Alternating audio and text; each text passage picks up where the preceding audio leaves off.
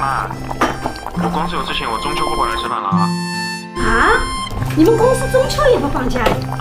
我电话来了，不说了。喂？奶奶，我跟朋友在外面吃饭，不回来了啊，挂了。喂，外婆，我今年票没买着，我就不回去了啊。你那边钱还够用吗？不够用，你打电话跟我说啊。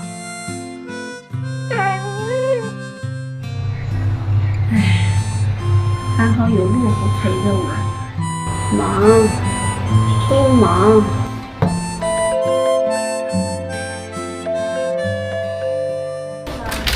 哎，好，奶奶，看见我身份证了吗？你怎么回来也不跟我打声招呼？你提前打个电话呀，我一点准备都没有。哎，你找什么呀？你吃饭没有啊？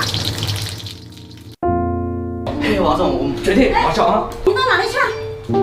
我做了你爱吃的小黄鱼。怎么啦？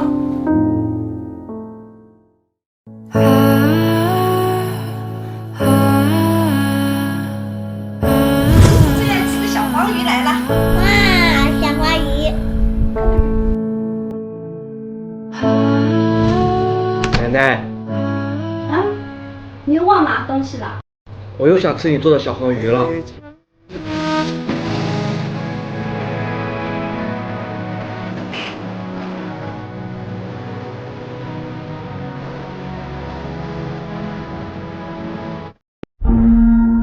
我们家大漂亮，平时吃的可是进口罐头，住的可是 loft。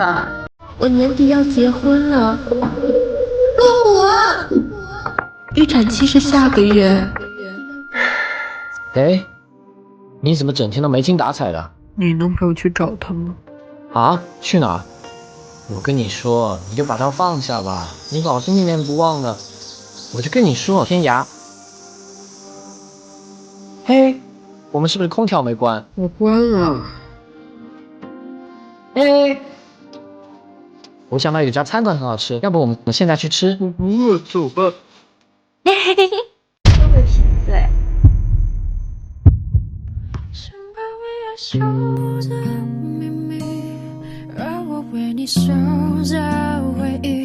你说的店在哪儿？我突然饿了。明明就不习惯牵手，为何却主动把手勾？